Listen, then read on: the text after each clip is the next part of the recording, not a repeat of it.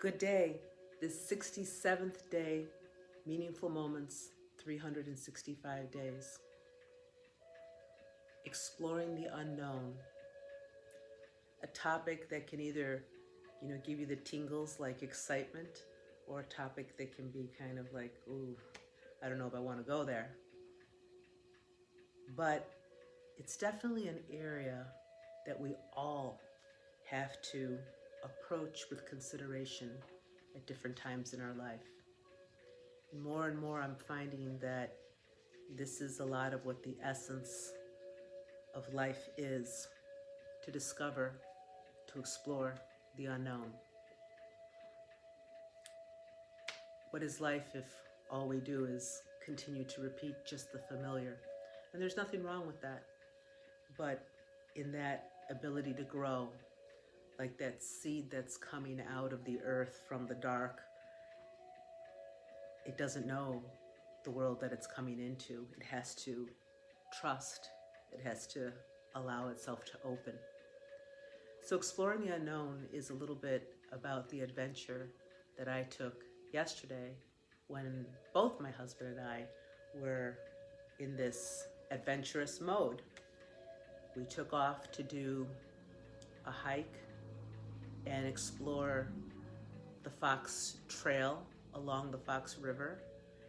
And the first thing that we encountered as we started to sort of go off the beaten path was a little shelter and lean-to that was definitely a sacred place where someone had put some energy there and made some offerings with some beautiful shells under this big tree that had fallen over.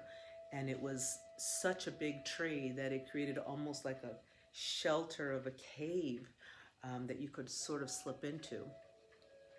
It was pretty magical. And as we crossed the river to the other side and still continued on another path, we found another clearing out kind of in the field that looked unusual, and it was this man-made structure of branches that almost formed like a little teepee, low to the ground, but also a little bark base floor inside of it, and enough to get your body inside there. And when I did get inside there, it was facing directly out to the sun that was moving towards the west, another magical area. And we weren't sure, who built these or why they were built, only that it carried that energy that felt like it was a deep magic, and so beautifully a respect for the land. Someone was appreciating it from there. And again, this was an exploration of the unknown and just perceiving into these spaces. One of the things that I found along this journey was this gift, which will be a staff for hiking and a walking stick, so to speak. And it was one of these beautiful treasures on this little journey. But the last big encounter, there were so many strewn along the way, but the last big encounter was an altar that was, I guess, in the early 1900s, built by Jesuits that had gone there and made an offering, and there was a Latin inscription, and it was sort of a little grotto in the middle of the woods that we stumbled upon. And the inscription, when we came back home and looked it up and started to research it, which is too long to go into, but just fascinating, and it was along the lines of, I bring fire, hence fire, hence the work that I've been doing energetically and with that element and with the directions, and really allowing this whole idea of jaguar medicine to move through me into those most dark, unknown places. And it was beautiful because it also corresponded to some work that I had to do later in the evening with a loved one, and that exploration of the unknown, these dark places that we'd like to keep hidden from ourselves at times.